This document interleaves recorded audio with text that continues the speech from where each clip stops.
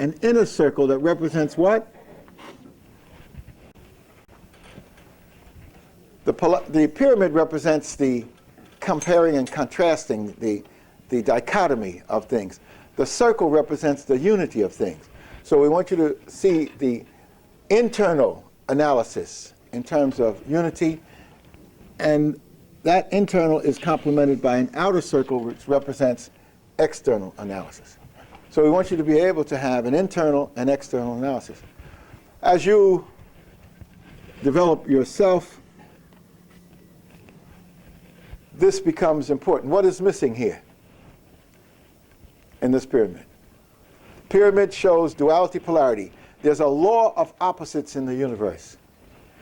The pyramid framework also has internal and external. What's missing in this pyramid?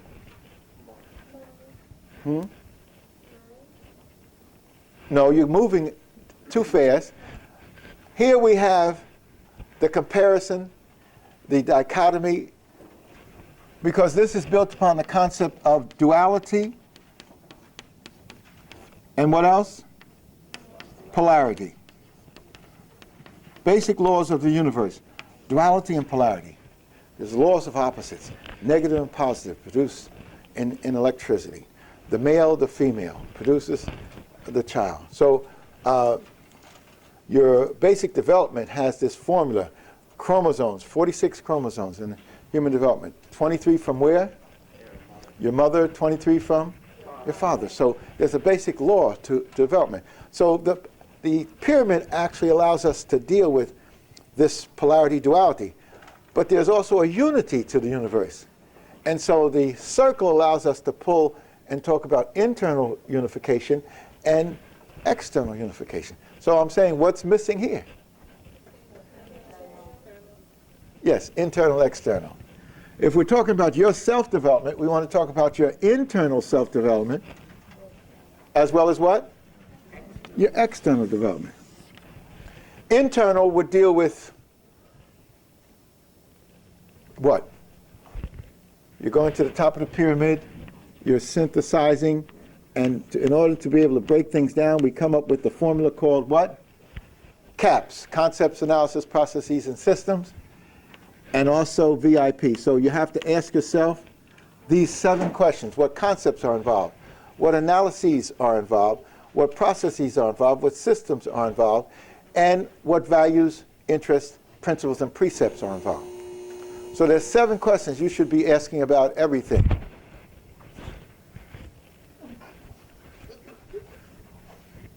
Now, in terms of your self-development, we're interested in what? Mind, body, and spirit.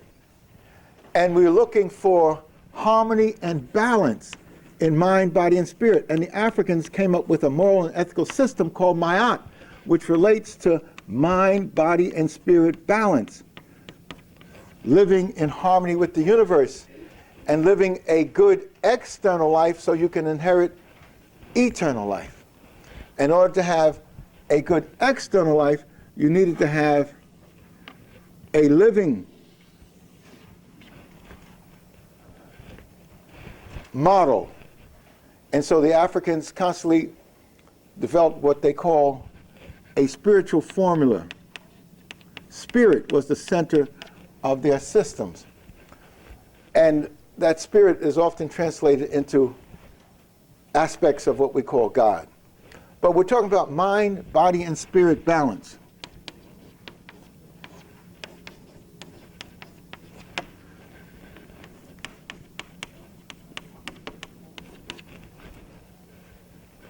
We started off the class by talking about whoever controls the images controls what? The self-esteem. Let's put the pyramid here. Let's do it with the pyramid, 3 and 1. Whoever controls the images controls the self-esteem. Self what?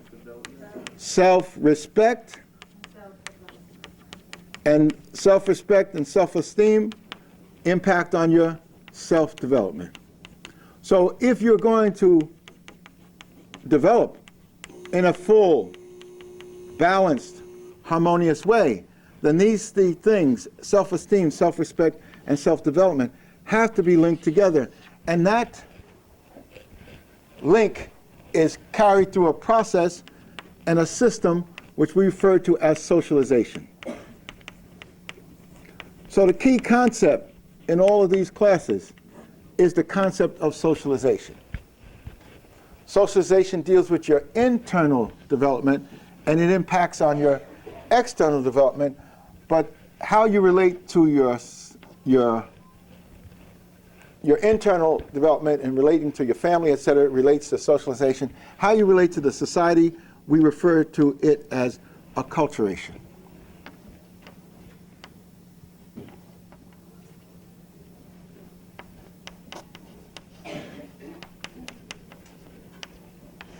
So these twin concepts, socialization and acculturation, should be key to your dealing with this knowledge that we're trying to relate to you. Whoever controls the images controls the self-esteem, the self-respect, the self-development. Whoever controls the history controls what? The vision. Whoever controls the history controls the vision. Now, vision is controlled through the mind. And so that's why we need to develop an African liberating mind science, because the European has controlled us through the mind. His history has been imposed upon us. So we don't have history, we really... So when we're talking about the contrast between the worldviews of the African and the European, we have to realize that the worldview that he has imposed upon us is movement on planet Earth. It is his movement on planet Earth. And so that we need to understand and appreciate what we are missing. When we talk about miseducation, we're talking about not having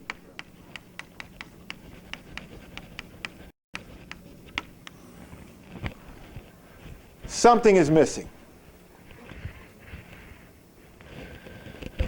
Now, the first successful step that you can take toward true education is to understanding how miseducated you have been.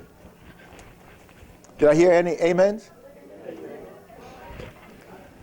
And it's easy to point to your miseducation, because when we say Africa to you, the first thing coming to your mind is Tarzan. What's the first thing coming to your mind?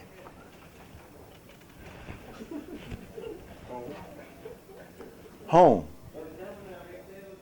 Well, that's an internal analysis. Home. You're thinking about your mama, your grandmama.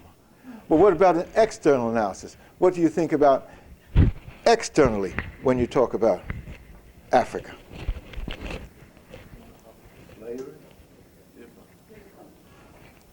At any rate, there's a whole host of negatives in reference to Africa. No need for me to ask anybody to get any weak answer. I know what the deal is. I've been teaching for 35 years.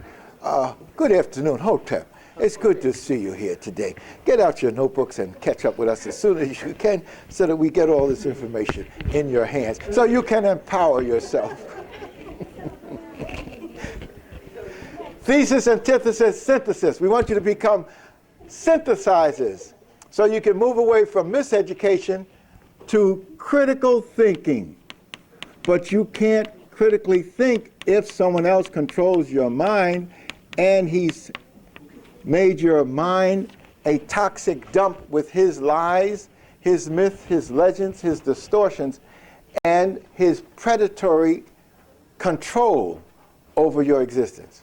So we want to be able to deal with two processes. The process in the European world, which is control. And because of that control, it is largely through the mind. The European has imposed his value system of the 3 Ds: domination, destruction, and death. European has dominated people's lands and people's resources and people's labor, but the most important thing he's dominated is people's mind. One of our great revolutionaries, Steve Biko, a book I wrote about on South Africa, I mentioned him in a very significant way because he led a black consciousness movement in 1976, and that black consciousness movement in South Africa was enormously significant because it led the way for the eventual release of Nelson Mandela and the freedom in South Africa. So Steve Biko is a name you should pair with, when we say Malcolm X, we should also understand Steve Biko. He was the Malcolm X of his time in South Africa. And he left us with these important words.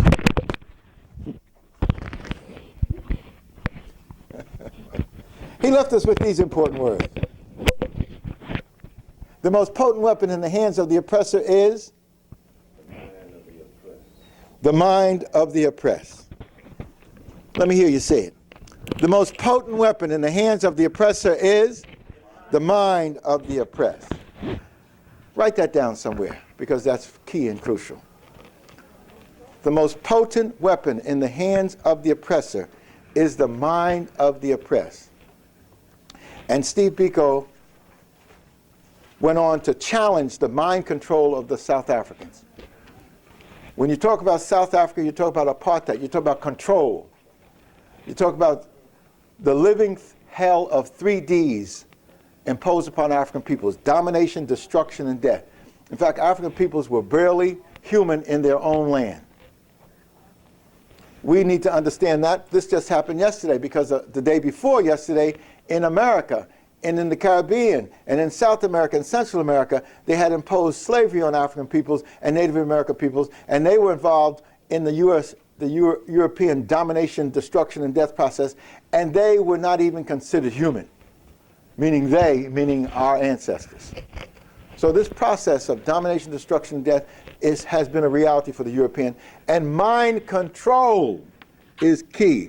Steve Biko said the most potent weapon in the hands of the oppressor is the mind of the oppressed, and what our scholars have been saying on this great path of liberation.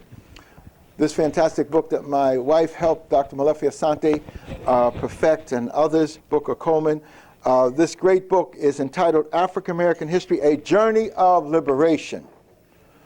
So there are 2 historical phenomena that we're dealing with. We're dealing with an enormous journey of liberation, and we're dealing with the predator attempting to control the world. African peoples have been involved in a journey of liberation. So you have, at one polarity, the European reality of domination by any means necessary, particularly the mind. And at the other polarity, you have the African reality of the struggle for liberation. Liberation contrasted by domination. African value systems, Native American value systems, Southern Asian value systems can be characterized as the 3 Cs: communal, cooperative, and collective spiritual development, as opposed to the 3 Ds: domination, destruction,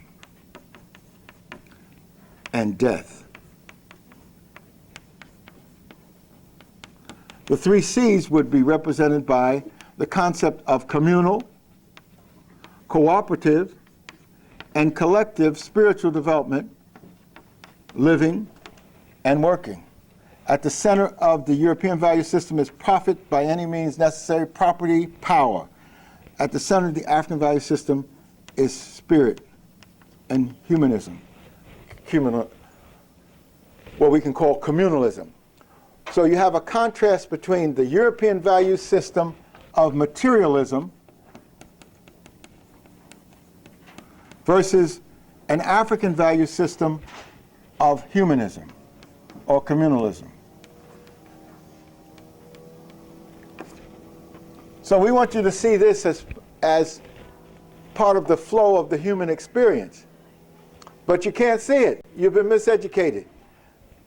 Black Studies helps to wipe out the miseducation and allows you to deal with this polarity. The miseducation comes from only having education around this polarity, and that education, that flow of information, I refer to as coming from the Judeo-Christian, Islamic, Greco, Roman, Teutonic,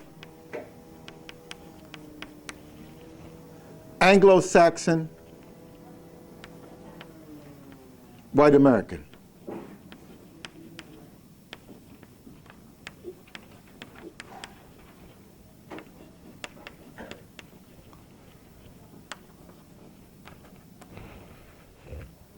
What you know, and what you are being prepared to tell the world through your BA, your BS, your MA, all the way up to the PhD, is based upon the story that comes from the Judeo-Christian, Islamic, Greco-Roman, Teutonic, Anglo-Saxon, white American story.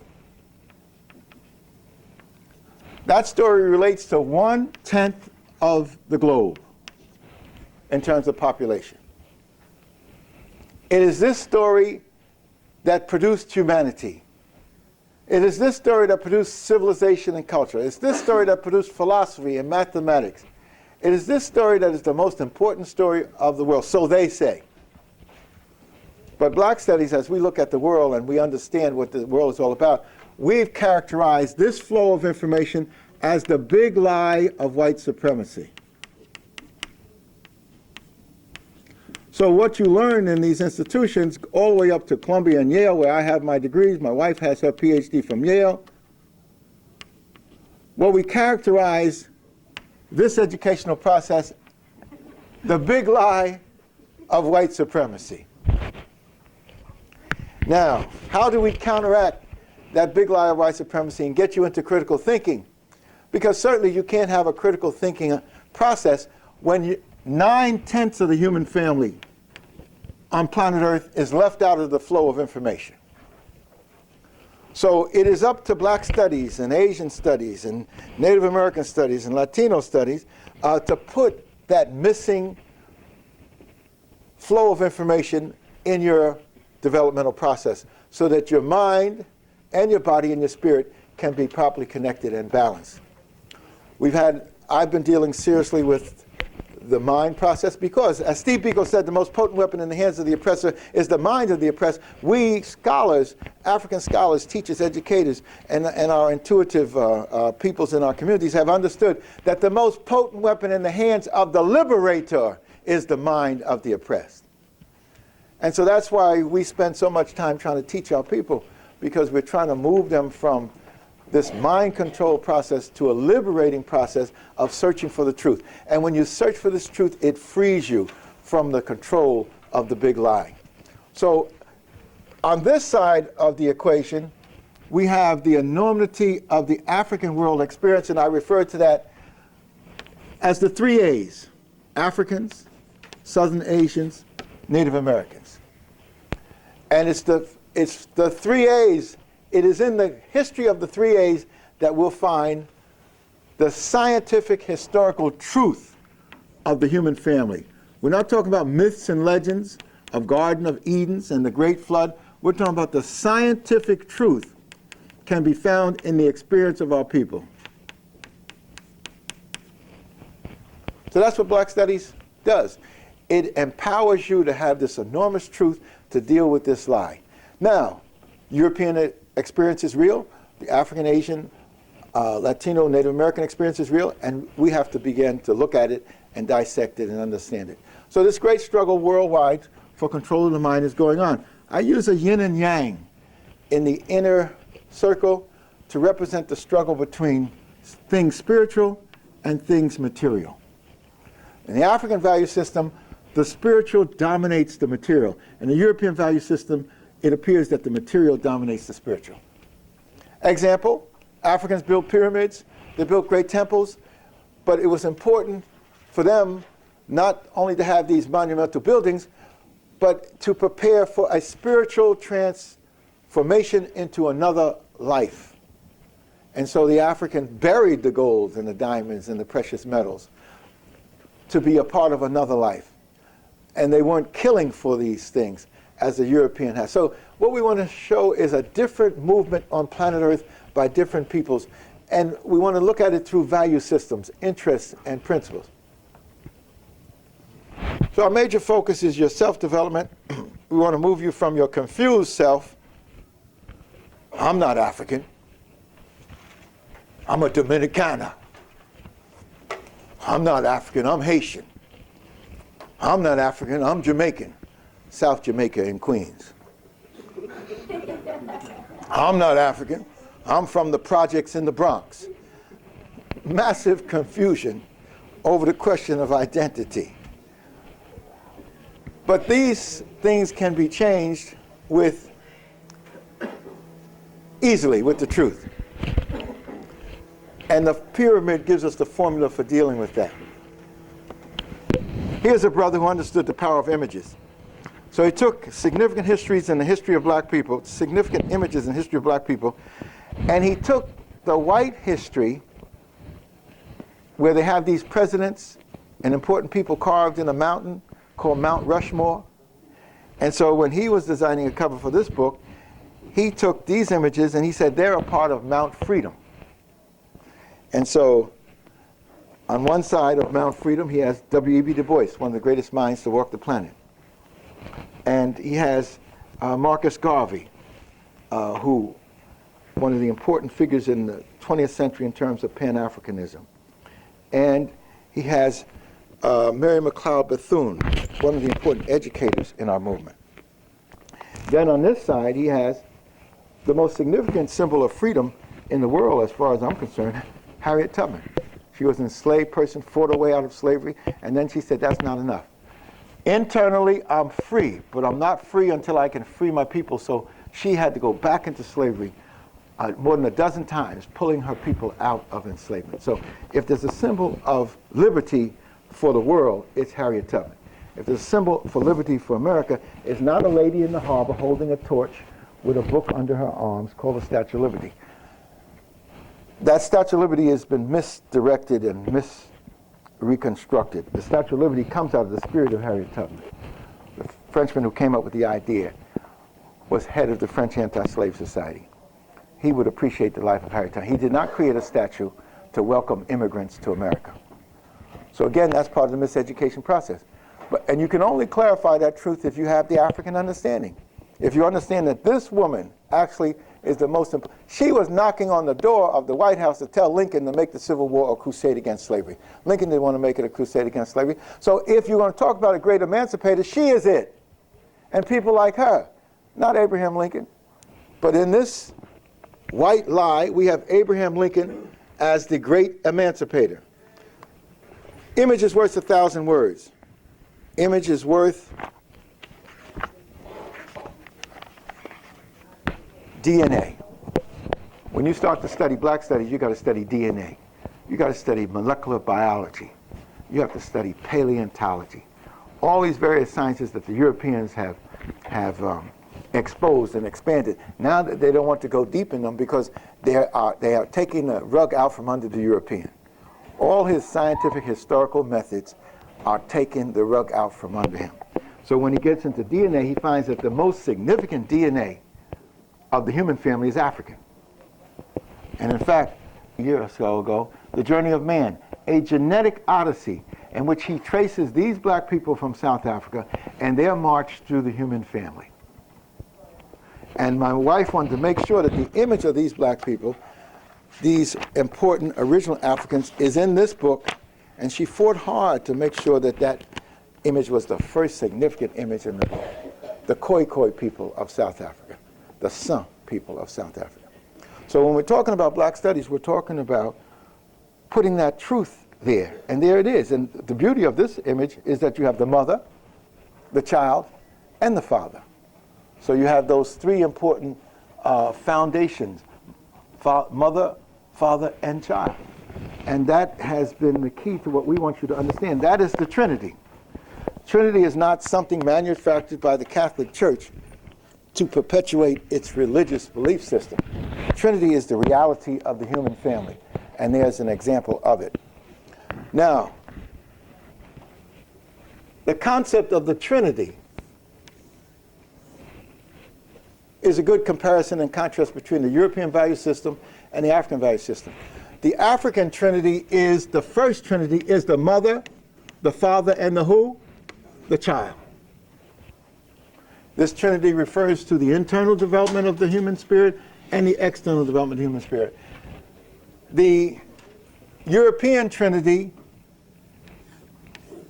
3 in 1, is the Father, the Son, and the Holy Spirit. There's no female in the picture. Something's wrong with that. Female is the most important part of the human family because it's through the female that all of us emerge.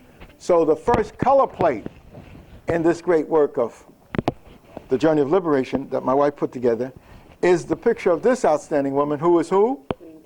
Queen Ti, Queen T. One of the greatest women in the history of the world.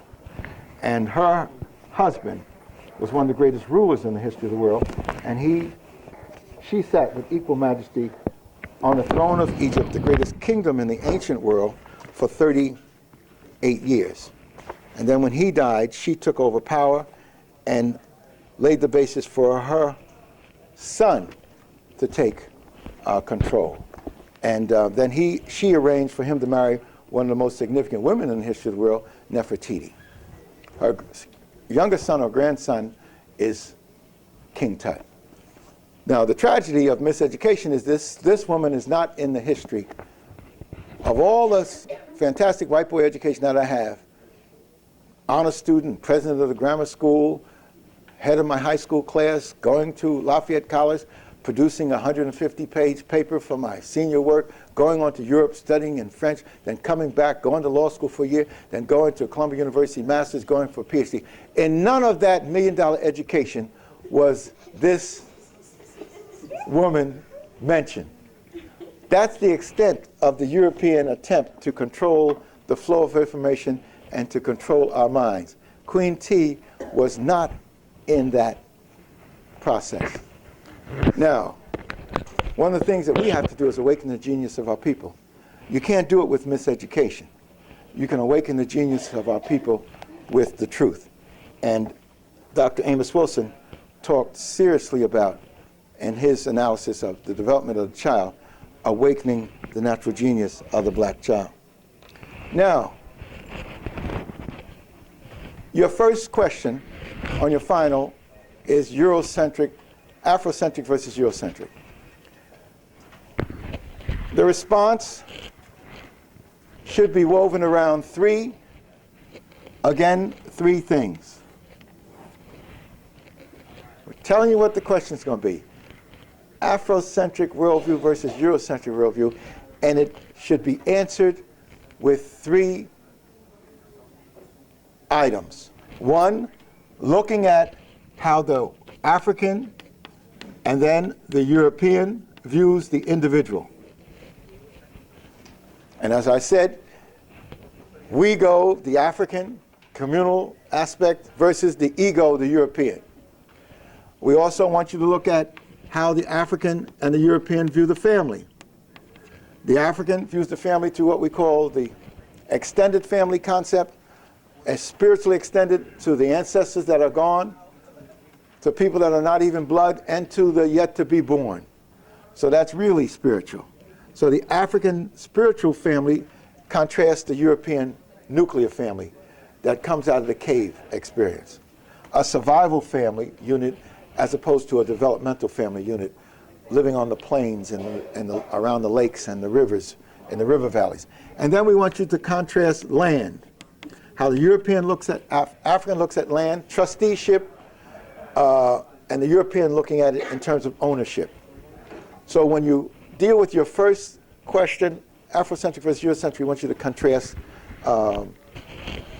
those 3 things. The second question we'll be dealing with the 3 sixes. Your course outline has it down, 3 sixes, 3 levels, 3 pyramidal relationships, 6 levels of knowledge. And those 6 levels relate to what we refer to as how do you know what you know? So the 6 levels of knowledge relate to the concept of knowing, epistemology.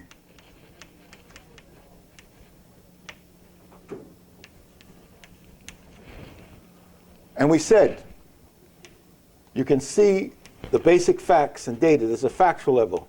And then as you relate the facts and group them together, you have a conceptual level. And then as you make comparisons between the facts and the concepts, you can get a general level where you can make even greater comparisons. And then you can go to a theoretical level. Eventually, to the miseducation on to serious education, you should be about trying to understand these various levels. How do you know what you know? Most of what we know comes from this big lie of the European equation. What we're trying to get you to do in Black Studies, balance this out, understand it, appreciate it, master it, don't become it, but learn the truth. And that truth can be found in looking at the experience of Africans, Southern Asians, and Native American peoples.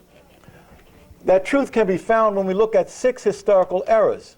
Because when you look at 6 historical eras, you're looking at chronology, timeline. And once you put a timeline in the picture, you can eliminate this European pretense that the Greeks were the first to do this, the Greeks were the first to do that, Europeans were the first to do. The timeline completely wipes out any pretense of the European being first in anything. And so the timeline lets us deal with prehistory. And the prehistory that we need to understand goes back millions of years. There's no Europeans on planet Earth in millions of years. The only people on planet Earth millions of years ago were people of African background.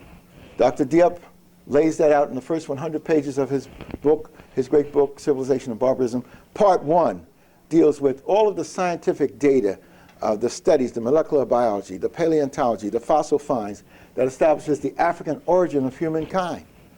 So when you deal with this 6 levels, you want to deal with the big lie of white supremacy versus the truth of the African experience. So you quickly write out, or in a paragraph, explain the 6 levels, and then wrap it around an analysis of the truth versus the big lie. If you want to deal with something symbolic in terms of image, you got the big black, and then you got the big little white. And you can wrap your analysis around. Now, when we deal with chronology, we want to deal with African primacy. And those of you who can write a nice essay on African primacy, you have a guaranteed A. Because the key to our claiming this great knowledge and using it is to relate it to African primacy. We're not talking about African supremacy, African superiority, African domination, etc. But we're talking about Black studies is centered around, African studies is centered around African primacy. And that allows us to deal with prehistory, going back to the first man. It allows us to deal with classical history, the first cultures and civilizations that sustained themselves for thousands of years in high culture. And then we deal with the sharing of these cultures with other people. So you deal with the neoclassical period, when the people like the Greeks and the ancient Hebrews and others come into the context of Nile Valley Africans, the Nubians, the Ethiopians, and the Kemite people in Egypt, who laid down the classical civilization. They shared it with others who came in, and then they developed their own forms. And then you had the medieval period, which is when the religious traditions emerged, the medieval period of African civilization. Then you had the Dark Ages, and that's the European coming presence and slavery. And then now we're in a period of what we call the Renaissance. To explain this historical 6 eras, use African primacy. African primacy relates to 3 important things. Number 1, origin. Have a good day. And we'll go over this stuff on Monday so you won't miss anything. African primacy. If you do a good essay on this, you'll get an A. Because the A's in my class are for African consciousness and critical thinking. Origin is most important. The European says the origin comes out of some myths and legends in the Garden of Eden, with Adam, and then Eve plucked out of a rib, and then a snake talking shit. I mean, a snake was in the middle of it.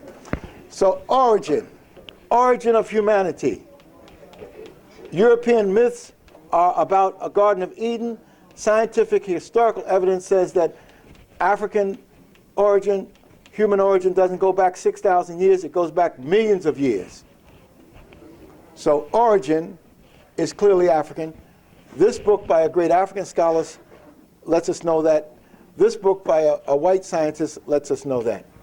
Then as humankind evolved, and this book particularly focuses on the evolution of humankind, that evolution of society takes place with what we call Homo sapiens sapien humanity. Dr. Diop talks about 6 early hominids, 6 early humankind. The first 3 never left Africa. The later 3 marched out of Africa, and they become the latest humankind, Homo sapiens sapien.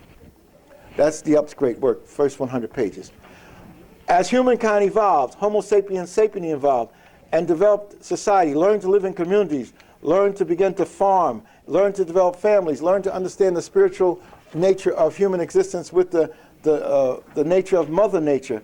Then that doesn't take place in Europe, that's taking place in Africa. So you have an African origin of humankind, and you have an African evolution of society. How many years ago? Not millions, like this particular historical. You're talking about 200,000 years ago, modern humanity, Homo sapiens sapien, begins to spread throughout the world. And this book talks specifically about that, coming out of Africa and modern thinking man spreading throughout the world. So these are the twin pillars of the African truth: African origin, African evolution. But the climax, the coup de grace, that's French for the big blow, is the cradle of civilization. And the European says, yes, humankind may have been African, and yes, humankind evolved around Africans, but the cradle of civilization is Greece and Rome and the ancient Hebrews. But unfortunately, science and history tells us another story, that the cradle of civilization comes out of the river valleys of the world where people of color, particularly African Asian peoples, exist, and even Native American peoples. So the cradle of civilization, 10,000 years ago, people moved into the river valleys of Africa and the so-called Middle East, Western Asia, when the Sahara began to dry up. They found these fertile valleys. They found the basis for true development, economic development, and they began to lay the foundation for culture and civilization. So the third of the 3 C's, 3 sixes is what? The river systems. And you see where the river systems come into play? The river system concept, river valleys concepts, comes into play, an important understanding of why the Africans and the Southern Asians and the Native Americans were the first to have true culture and civilization, the cradles of civilization, because they found themselves in an ecology of plenty that they could work, and that is the river valleys. While the Africans, Southern Asians, and the Native Americans were in the river valleys and the lakes of their environment, where were the Europeans? Where were the Northern Asians? Their environments were dominated by the ice. The Great Ice Age dominated Europe and Northern Asia. Ice Age. And if you're in the ice, you're not going to develop high culture and civilization. You're going to develop survival culture, because the place that you have to do your thing is in the cave. So you're talking about a cave culture of survival for the Northern Asians and the Europeans.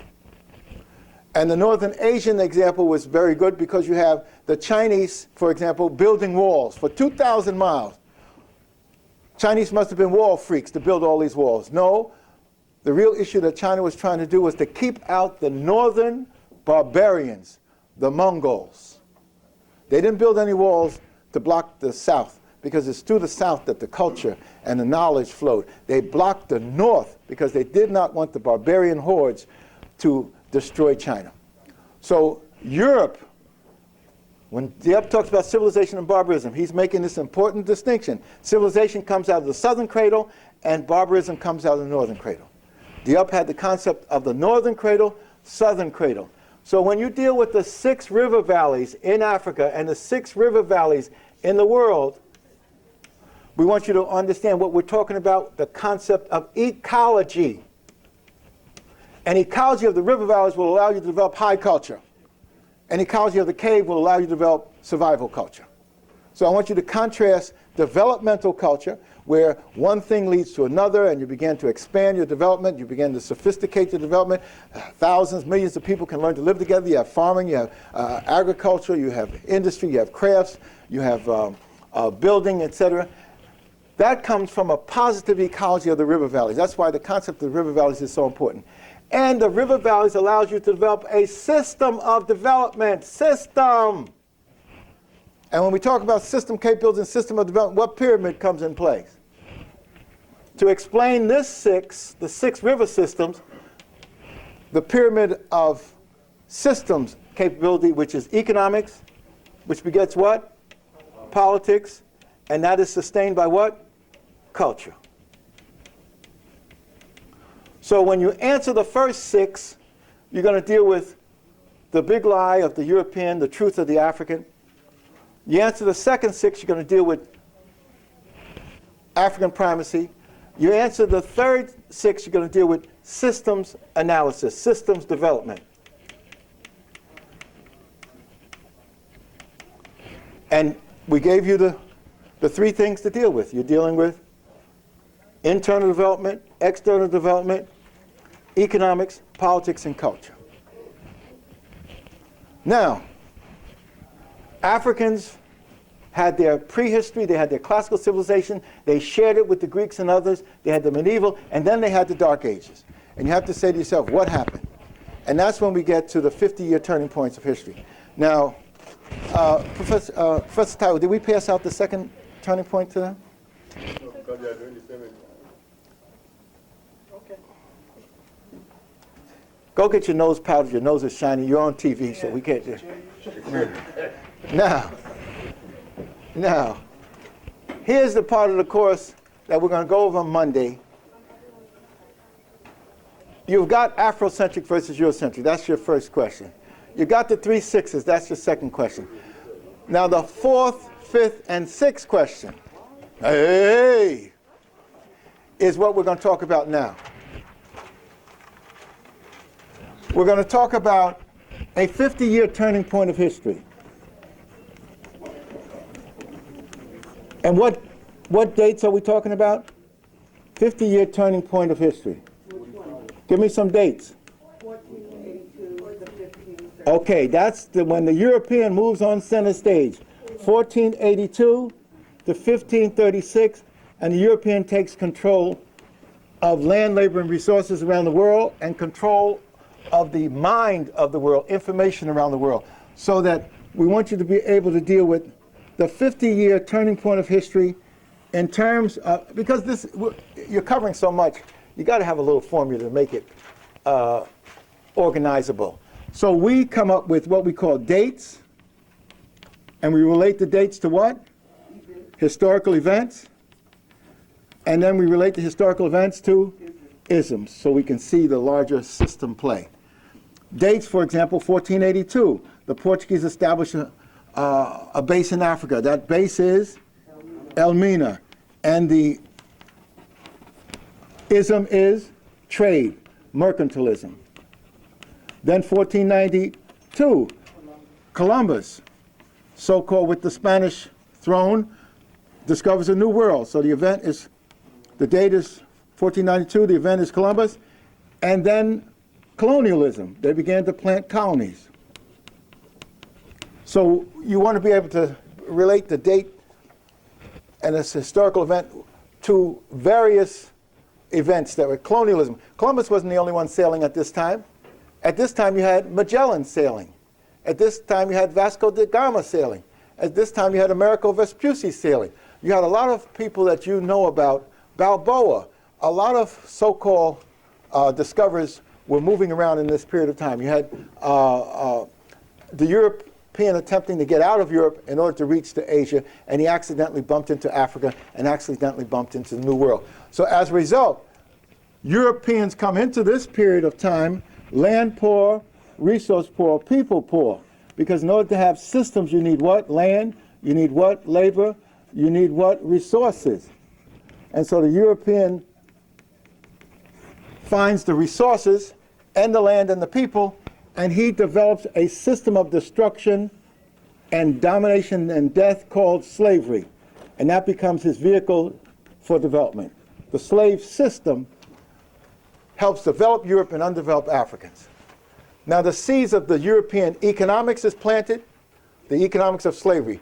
In order to control slavery, you need an instrument, a political instrument. So they had these joint stock companies. They call them slave trading companies. They eventually become the major factors in the new European nation state. So the new European nation state emerges with the economics of slavery, with the politics of a new nation state that's not controlled by the Pope, but is a merchant state, and a new culture, and the culture of Europeans being better than other people emerges. So this leads to the European internal domination. They even create the image of them being only God's chosen people. They create the image of God having blessed them so they could dominate other peoples. So they even control the concept of God. So as a result of this 50-year turning point, the Europeans move into a 500-year... Tell them to come in if they can come in quietly. Yeah, let them come. Our shining faces today, come in quietly, please. This is class number 2, the Malcolm X class. But as Malcolm X comes in quietly, we want to be able to let the class that we have now, Roots, we're using Alex Haley to look at our recapturing Africa, because the class is really the roots of roots. That means we go back to the origin of the human family up through the modern times. So the 50-year turning point of history explains how the European land poor, people poor, resource poor now becomes land rich, resource rich, and people rich with all these accidental discoveries. And as a result, the European is able to put a system of exploitation and development in place. The resulting new economics, new state system, new cultural belief that the European is superior produces a 500-year system of European dominating the world. A 500-year system, which I refer to as European materialism.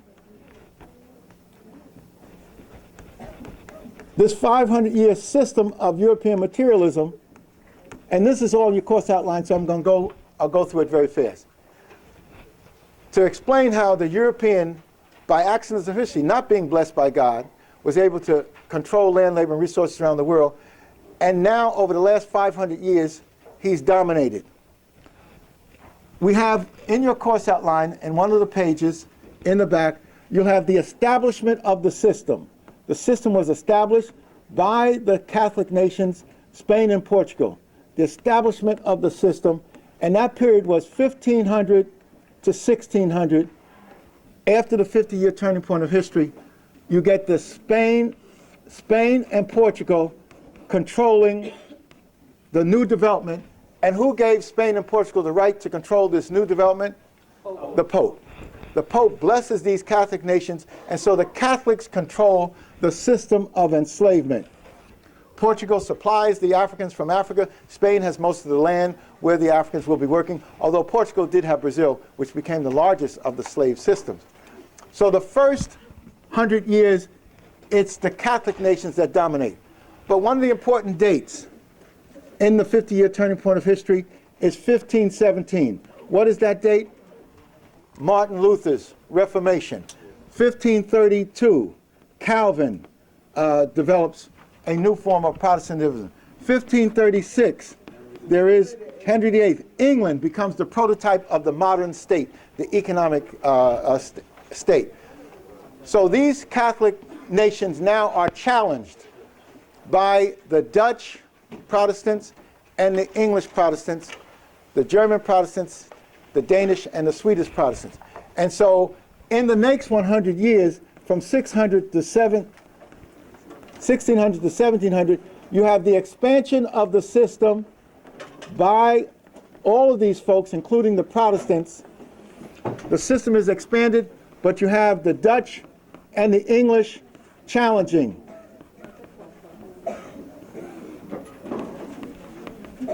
The Dutch and the English challenging. Hold on, give me 5 minutes. Give me 5 minutes. Hold on, y'all ain't going nowhere but to rush the whites down. You're down in the cafeteria playing checkers and playing other little things. Hold it. Now, I'm going to go through this quickly because it's in your course outline. The expansion of the system, the Dutch and the English challenge. By the 1700s, the English get control of the system, they dominate. But they're challenged by a Catholic nation, France. So you want to be able to see the system changing. Now, what was the reaction of black people to the system? Your essays, your answers will be, the 50-year turning point is the third question. The 500-year system analysis, you need to relate to the 50-year turning point of history. And then the second 50-year turning point of history, which is our contemporary times. I think we passed it out, the class that 1945 to 1945 to 1995 is what we call the 50-year turning point of history of peoples of color. 50-year turning point of peoples of color.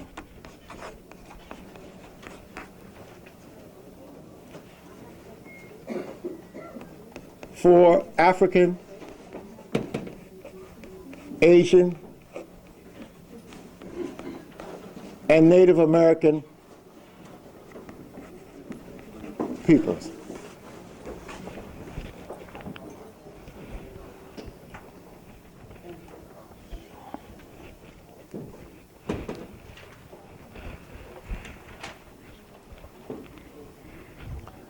It is in this 50-year turning point of history that the real liberation struggle has been waged by our people, and it has become victorious.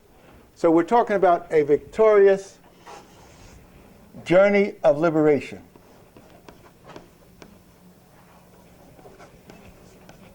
The book that my wife worked on with Malefica Santi is an example of Africans freeing themselves from European mind control and developing the use of knowledge and the flow of knowledge for their own empowerment. This period of time, the Africans developed a liberation process that freed their lands. They developed a process where they're beginning to put their economics and politics and culture together for themselves. And we refer to this as white nationalism. This is the 50-year system of white nationalism, or white domination, whatever you want to call it.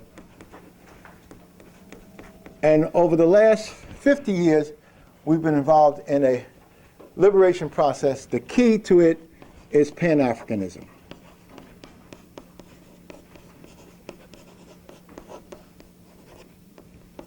Dr. Clarke said it best, our great teacher. It's a question of Pan-Africanism or perish. The domination of the system, 1700 to 1800. It's in that period that the U.S. emerges, France emerges. So you have the French, and you have the Americans emerging in the 1800s as players to control the system, a system of four-way what? Four-way profit. Four-way profit. When the Catholics got it started, ships left Europe, went to Africa, went to the New World. Profit in Europe, profit in Africa, profit in the New World. This four-way profit system helped develop Europe internally, their nations, and helped develop Europe externally. The whole European world profited. Walter Rodney calls it, you see the book, the blue and pink book, red book, How Europe Underdeveloped Africa, Walter Rodney. And in fact, a couple of books over here are key and crucial to what we're talking about. How Europe Underdeveloped Africa by Walter Rodney. Capitalism and Slavery by Eric Williams. And by Brother Chinwezu, The West and the Rest of Us. White Predators, Black Slavers, and the African Elite. So our scholars have been able to look at and analyze the world and present our perspective on it. And as Dr. Clarke says, if we don't develop a Pan-African systems process, Pan-Africanism, and develop its system capabilities, we are doomed to be exploited by others. Pan-Africanism, a system capability. Now, the system of European domination was challenged, and so you had the destruction of the system. In the 1800s, you had slavery ended in different parts of the world, but then the system was reborn in terms of colonialism and neocolonialism. So in the 1800s to the 1900s, you had new players in the ball game. You had Germany. You began to get Russia into the picture. Then in the 20th century, 1900s to the 20th, you began to get new players in the system. Who's going to control land, labor, and resources? Who's going to control the profits from the system of exploitation? And you began to get Japan in the system, and eventually you got China. So what you want to be able to do is to see this world struggle for control. And I've said it, and I say it again, whoever controls the African mind controls the African mind. In French, they have this concept of a double meaning, double entente. And so that double entente is whoever controls the African mind, M-I-N-D, controls the African mind, M-I-N-E. So European mind control over people of color is designed to control peoples of color's minds. We have a war in Iraq now. We're told that by the predators in the White House and the State Department, the Defense Department, that we are forced to go to war and destroy Iraq in order to make it a democracy. Kind of a contradiction. You're going to force somebody into a democracy. Democracy comes out of an internal development of a culture, and the different interest groups in the culture are fighting to control its economics, politics, and its cultural capacities. To have somebody as an overseer of that process is not going to produce democracy. However, it will produce democracy white style. It'll produce a democracy like we had in America. America is supposedly started as a democracy.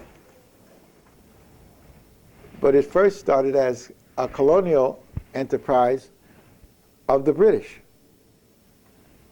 First date of significance as the system expands. I don't have my chalk. But in that category you see expansion. The first significant date of expansion is 1607. 1607 is what date?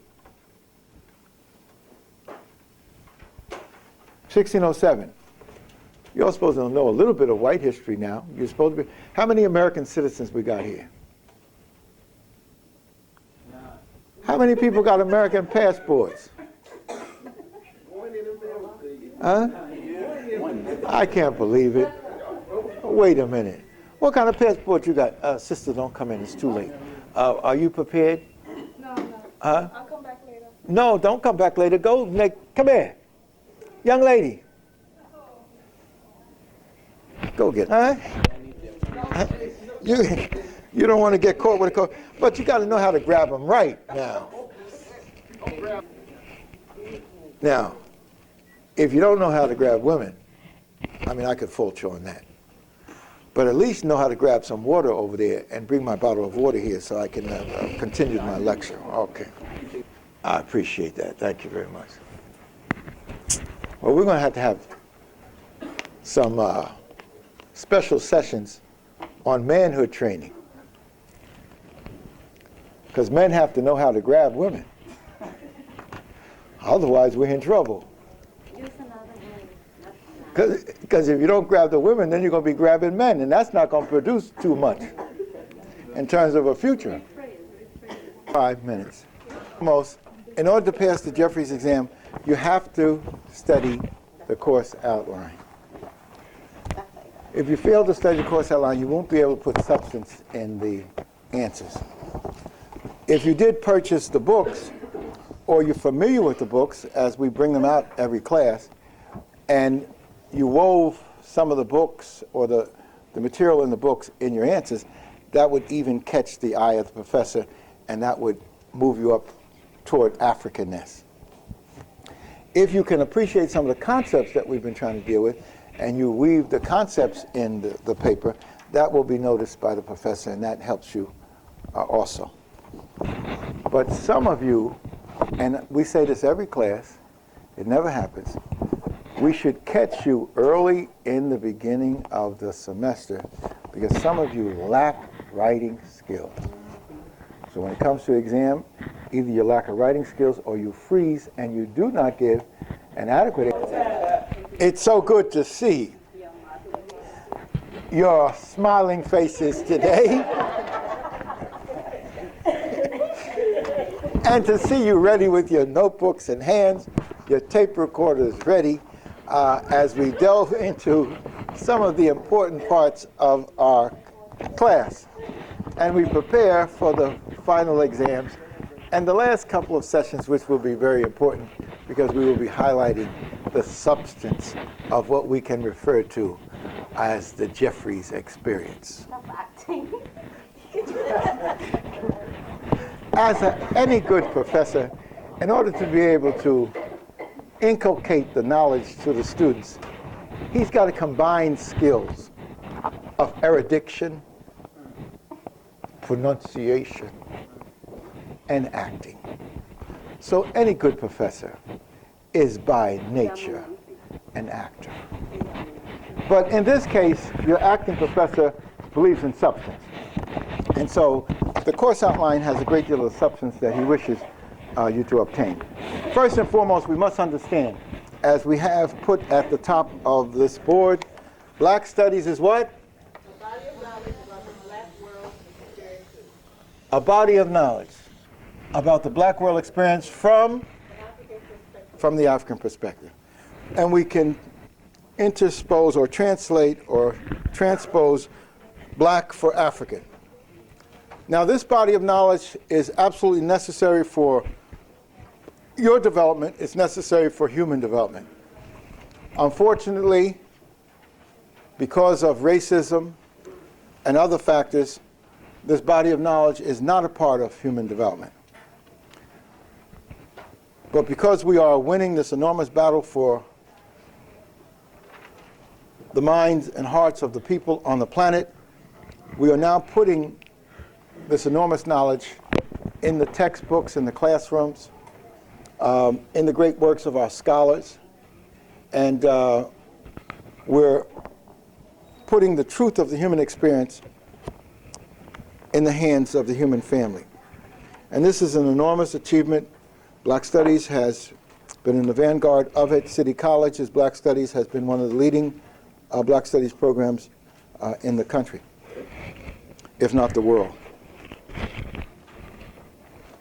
The important thing here is Black Studies or Africana Studies is not only, it's either we can consider a body of knowledge or schools of knowledge. And all of these scholars that you see us referencing, to me, represent different schools of knowledge. To recapture the significance of African history in ancient Egypt and the Nile Valley, a particularly important black man contributed to this school of knowledge, and he's affectionately called Dr. Ben, Dr. Yosef Ben Yakinen. And his school of knowledge has allowed us to reclaim the Nile Valley. 3 of his seminal works, his classic trilogy, is Africa, the Mother of Western Civilization, The African Origins of the Major Western Religions, and The Black Man of the Nile and His Family. He's written many other books, but these are his seminal works. And it's important for us to appreciate his contribution to this body of knowledge, to these schools of knowledge. He had a partner who passed on a few years ago. He was our great mentor also, and one of the leading black studies professors in the world, and his name was Dr. Clarke, Dr. John Henry Clarke. This Saturday, we'll be meeting at the Clarke House to raise money for the Pineywood School, 3 to 7. Those of you who wish to come and make a contribution are invited. Clarke House is 386 Convent Avenue. It's right down the street. The fourth brownstone inn from 141st Street. These two brothers formed a pact, a spiritual pact to change the African world. Black Studies stands on the shoulders of these brothers and the pact that they spiritually produced to bring the truth to the world. So when we're talking about the scientific truth of the African world experience, these two brothers stand at the head of the class.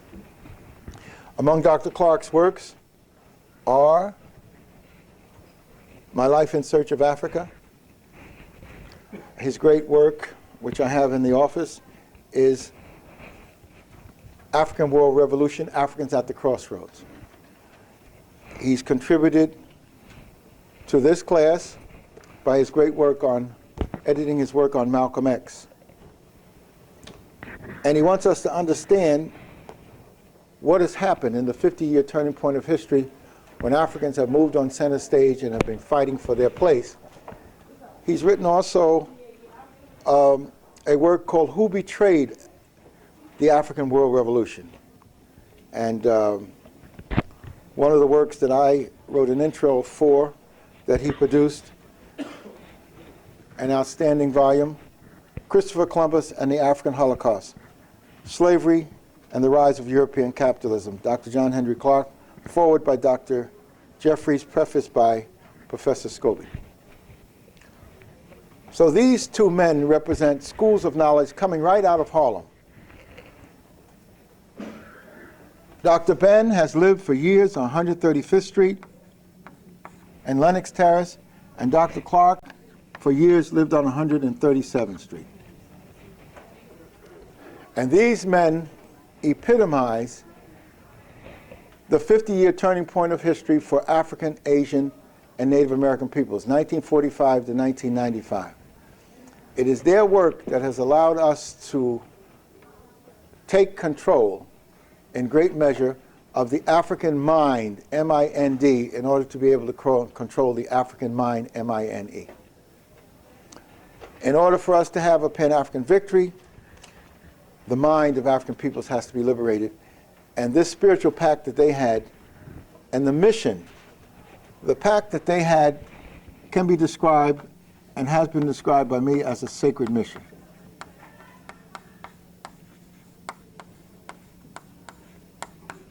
In order for us to really make a contribution to ourselves, our family, and our people, and the world, you need to have a sense of mission, purpose, and direction.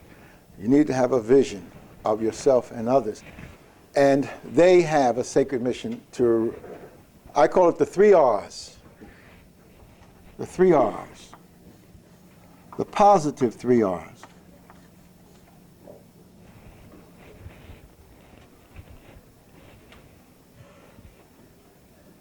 The rescue, the resurrection, and the rebirth of African knowledge.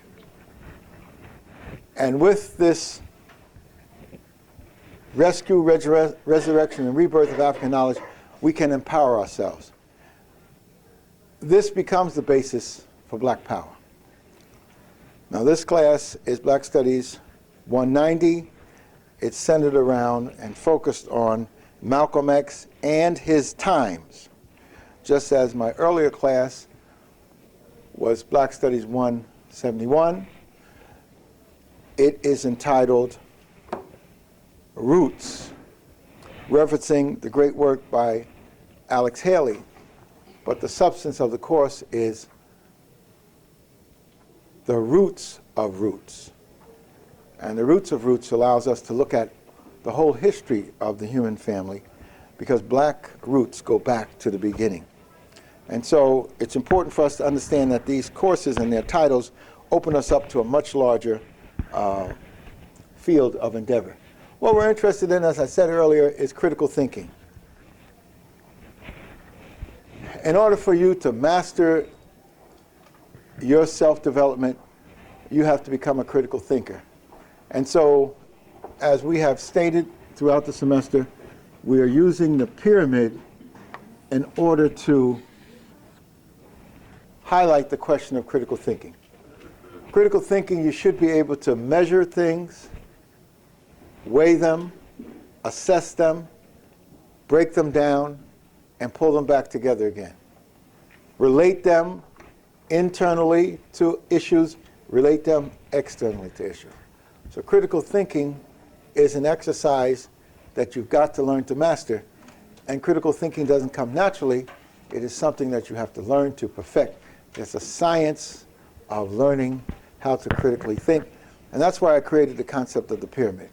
Because the concept of the pyramid will allow you to weigh things. This polarity relates to this polarity. For every action, there is a what? A reaction. As you deal with the action-reaction process, and you break it down, and you ask yourself the 7 questions, when you go to the top of the pyramid, to the capstone, 7 questions are everything that you're involved in, whether it's trying to pick a mate, whether it's trying to raise a child, whether it's trying to decide on a future or a job, whether it's trying to deal with the great issues of life and death, you have to ask yourself, what concepts are involved? When we deal with the life of Malcolm X, one of the most important concepts to relate to Malcolm X is the concept of socialization. How do we describe socialization? Socialization is how you get your what? How do you get your beliefs, your values, your role models, and your patterns of behavior? Socialization. And quite clearly, Malcolm X provides a fantastic example of the question of socialization. But when you study the socialization of Malcolm X, you need to apply it to yourself. When you study the socialization of Malcolm X, you need to apply it to others, like Martin King, or Harriet Tubman, or your great-grandmother or grandfather. Socialization is a universal process that you can apply. It's a key concept. And so when you write about Afrocentric versus Eurocentric, which is what this relates to, this is your first exam question. Explain and describe African worldview versus the European worldview. Many of you, some of you, I hope not many of you, will go off the hat writing garbage. I don't like white people, and I agree with Dr. Jeffries. We should hate Whitey and kill him. That's interesting, but that's not what I'm looking for on a city college exam. We're looking for critical thinking and analysis. That is what I call a paralysis of analysis. Critical thinking and analysis leads you to systems understanding. And so, in order to socialize, systems come into place. In order to socialize, processes are in place. So they often refer to the socialization process. And that is the science of raising individuals, or the science of raising a tiger cub, or the science of raising a bee or a fly. There's a science, a process in instilling values. And so when we're talking about Malcolm, you've got to link him to socialization. So these classes that we have are designed not to get you a grade, not to give me a good salary and a pension. They're designed to get you to think. Think so that you can develop. So the major reason for these classes our self-development. In order for you to appreciate self-development, we look at the African world, we look at individuals in the African world, and we relate them to these key concepts. The development of mind, what else? Development of body, and the development of spirit. We raise these questions because most of us caught up in the process of miseducation, in the process of self-destruction, self-denial, negative development. We need to move on a path of true development. We need to move away from miseducation, or what I refer to as toxic education, poisonous education, toxic development, poisonous development. We need to purge ourselves, and we need to go through a process of critical thinking that will allow us to detox. Now, detoxification is necessary, and my rule of thumb, in order to detox properly, a basic rule of thumb is to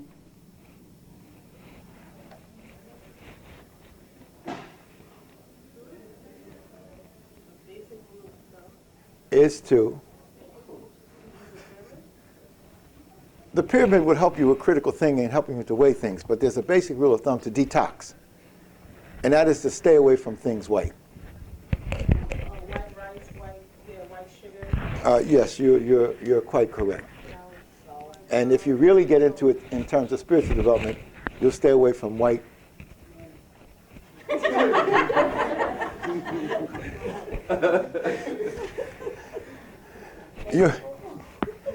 White knowledge is the death of black people.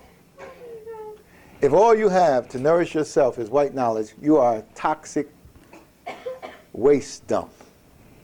Your mind is poisonous, and if your mind interacts with the mind of someone else, you spew the poison. If you are fortunate to have youngsters that you are raising, and all you have is a European mind, and you're raising youngsters of color, you will poison those youngsters. And if you've got a husband who happens to be of your community, and you have the European mind, you will poison the marital relationship. And so we've got to detox whiteness out of our mind. And you need the Jeffries formula, which is a bath of blackness. Question? Are you ready for your bath? No. That question, that no doesn't mean anything. She's already taken a ritual African bath, and she's been blessed by it. You notice it in her work. But the brainwashing when blackness is a liberation process. It's the brainwashing into whiteness that's the death.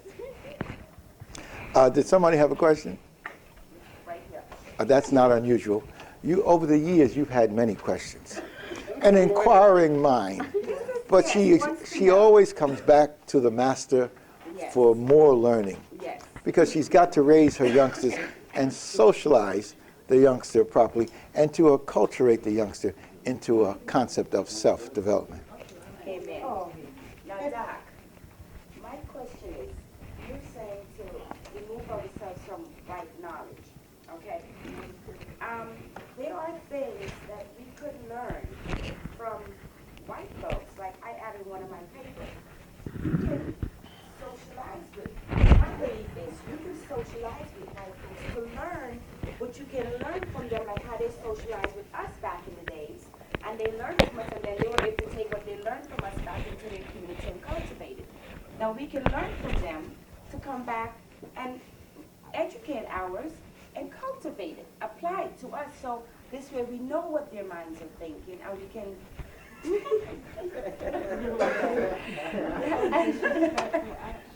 and this way,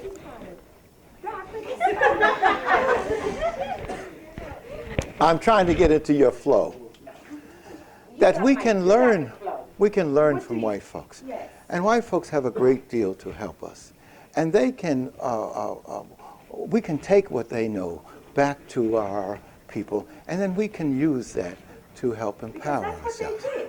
That's what they And did. they did that, so we need to find a way of understanding that and possibly duplicating it. Dr. J says, bullshit.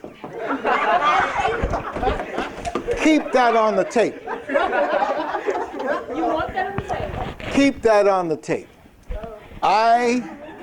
And we're going to use a pyramid. We're going to use the pyramid. In terms of the example, the best example I can give is me. I know me better than I know anything else. And I'm saying I am blessed that my mother understood the concept of race first. And she raised me to appreciate my black self. She was a black nationalist. She was a Pan-Africanist. Her father came up from Virginia with the Garvey concept of Pan-Africanism. So because I was nurtured on a breast and a mind of blackness, the pollution of whiteness did not affect my existence. I've been able to take from white folks and use what they have, but only because of the black foundation that I was given.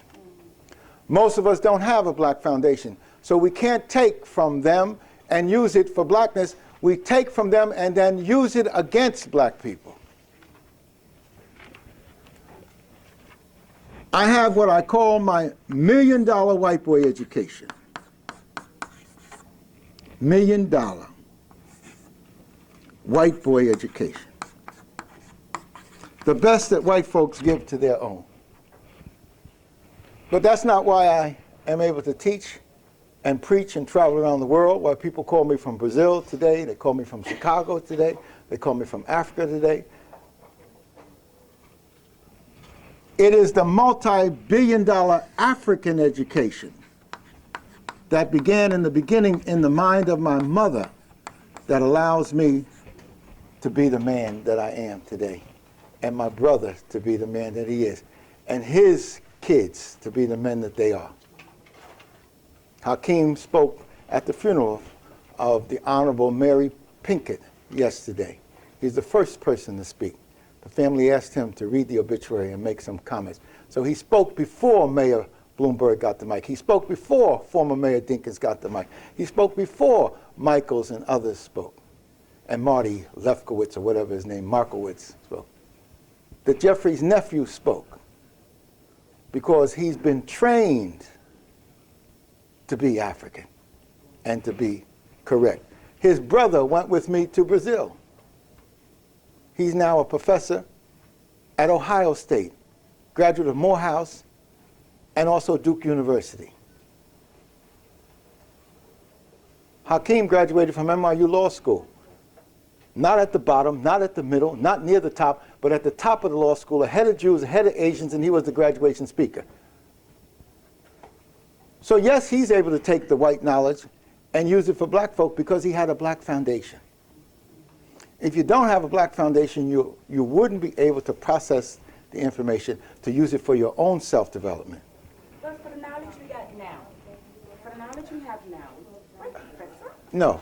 I gave you a chance to lull us into a stupor about understanding and appreciating white For the folks. knowledge we have now. I don't deny white folks existing. I don't deny their contribution. I don't deny what we can benefit from. The point that I'm trying to make is if you do not have an African foundation, you'll be a Clarence Thomas. If you do not have an African foundation, you'll be a Condoleezza Rice. If you do not have an African foundation, you'll be a Colin Powell. Okay? You have 3 examples live. Colin Powell went through these classes.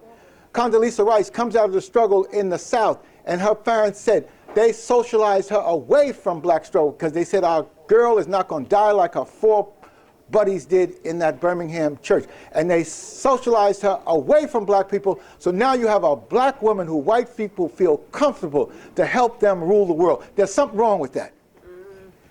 If they knew she had an African foundation, they wouldn't let her come near power. If they knew Colin Powell had an African foundation, they would not let him be the Secretary of State and the head of the armed forces. If they knew Clarence Thomas would make a decision in favor of black folk, they would never have let him get into the Supreme Court, because it was Clarence Thomas that put Bush in power. They knew what he was going to do. That's why they gave him a white wife. And white cracker senators and congressmen sat there while they were having the hearings while he is holding this white lady's hand. And they were asking him questions about his relationship with the black woman that he had, Anita Hill. And they were satisfied to have a black man in public holding a white lady's hands. These are crackers from the South. You knew the game was in, the fix was in. So that's why I'm saying, yes, master the white boy, but don't become him. I'm saying our people have become them because they don't have an African foundation. If you don't have an African foundation, you'll believe the Tarzan story. If you don't have an African foundation, you'll believe Little Red Riding Hood and Cinderella and the Seven Drawers. If you don't have an African foundation, you'll be believing in Santa Claus. Okay? Black people should have said, stop and decease. Ain't no white man coming down no chimney on no sleigh to give us nothing. But we still have our children waiting for some whiteness. And we still worship a white, blonde, blue-eyed Jesus in our churches on Sunday morning. Now, hold it. Now, y'all want to pass the class or not? Where you going? Huh? Where you going? What class is it? What class is it that y'all got? Oh, it's a white study. Huh? Okay, give me 10 minutes. Give me 10 minutes. Give me 10 minutes because you got to study. You've got to study. Should be answered by talking about the pyramid that involves the individual, the family, and land. Afrocentric versus Eurocentric. Your first answer, what I'll be looking for is for you to decide and discuss how the African looks at the individual. I use the term we go, communal-cooperative-collective individualism, as opposed to the ego, which is the European. The African family is the extended family out spiritually to the ancestors and the yet to be born. The African family is extended out to people that are not even blood. So there's a spiritual concept to the African family. The European family is a nuclear family. It comes out of the cave experience of the Europeans. Land for the African is ownership. It's for everybody. Yes, it's trusteeship as opposed to ownership. So I want you to talk about the 3 C's versus the 3 D's. I want you to put some substance to that answer. And my initial discussion was our development of our minds. We want to develop a liberated African mind, a liberated African body, a liberated African spirit, as opposed to the toxic mind, body, and spirit that we have. Now, Dr. Africa brought an important point when he came in to talk about health. Dr. Jeffries talks about our great scholars and the liberation of the mind and the liberation of the spirit. Even some of our speakers, like Dr. Williams, came in to talk about how we need to understand and appreciate the tricks and the lies and the myths and legends that have enslaved us in the European. Now, question number 2 is the 3 sixes. Question number 2 is the 3 sixes. The 3 sixes should be quickly described as 6 levels. The concept is epistemology. The way you answer the question is the big lie of white supremacy versus the truth of the African world. I use the example of the big black and the big little white as an illustration. But more important than that is in terms of epistemology, in that middle pyramid over there, most of the knowledge that we have comes from the European side of the equation, which I described as the big lie of white nationalism, Judaism, Judeo-Christian, Islamic, Greco-Roman, Teutonic, Anglo-Saxon, white American. That's where our knowledge comes from. We have a blank over here, Africans, Asians, and Native Americans. The purpose of black studies is to fill up this blank with the scientific truth. And so you cannot master the European when you have a blank over here. You fill this up and you can deal with the European. I mastered the European. The systems of knowledge that I talk about, these came from Columbia University. These were supposed to be taught. These things were taught to me so I could be the Colin Powell of my generation. They didn't intend for me to bring the knowledge down to you so that you can develop systems of Pan-African development. Now, how do you answer the middle question, chronology? Use the pyramid of African primacy. African origin, African evolution. Go on, they stay in here. African cradle of civilization. And then the third level is ecology. We're talking about the role of river systems in developing system capability, system development. You can't develop true system development in a cave culture. Cave culture would restrict you. You have survival culture in the caves. Developmental culture comes out of the river system. That's why I made a big point of you understanding river valleys in Africa, river valleys in the African Asian world. This, however, is key and crucial. This first, this middle thing, chronology, the timeline, because it's the timeline that allows us to distinguish classical civilization as African civilization in the Nile 5,000 years ago, as opposed to the Greek civilization 500 years ago.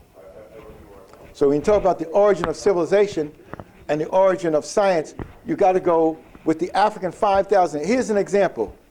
For the first time, I had lost this, but I found this last night. The Emperor's Medical Papyrus. This is a book on the first medical book in the world, dating 2,500 BC, 2,000 years before the Greeks had culture and civilization. This was the papyrus that had medical diagnosis and descriptions, etc. Okay. So I'm saying that this has been kept from us. There's the Rin mathematical papyrus. In fact, my wife used that as she came up with the images of positive Africanness. This is the examples of geometry in the Rin mathematical papyrus, 2,500 years before the Greeks. So how the hell can the Greeks be the fathers of medicine, the fathers of mathematics, and fathers of science when there are written documents by other people? There's archaeological evidence, there's great building and structures that they built. There are philosophical systems like the system of Ma'at. The system of Ma'at, where you're balancing mind, body, and spirit in order to inherit a God consciousness. These things were developed by the African. They didn't wait in the darkness for the European to bring the light. They fathomed this and they put it together in systems. So this answer I'm going to be looking for. African primacy. This is the core of black studies. African origin, based upon scientific information. Millions of years ago, Africans roamed the world. African evolution, modern African, Homo sapiens sapien, 200,000 years ago. And African cradle of civilization in the Nile Valley. And the people in the Nile, Nubia, Ethiopia, and Egypt were clearly African, as my wife made sure you understood that this woman is a symbol of rulership in the Nile Valley, Queen T. She's from Nubia, one of the greatest women in the history of the world. And these were the rulers of the Nile, not white folks, not Cleopatra of the movies, not any of the myths and legends that we now have. So the 3 6s should be dealt with the truth and the big lie in terms of what you know, chronology, dealing with these 3, African primacy, and ecology, dealing with systems development. And we said that systems development, this pyramid will work for you for systems development. Economics, politics, and culture. The river valleys allowed for the full development of economics because you could have agriculture, irrigation, you could raise herds of animals, you could have fishing, you could get concentration of peoples, you could have diversification of skills, you could have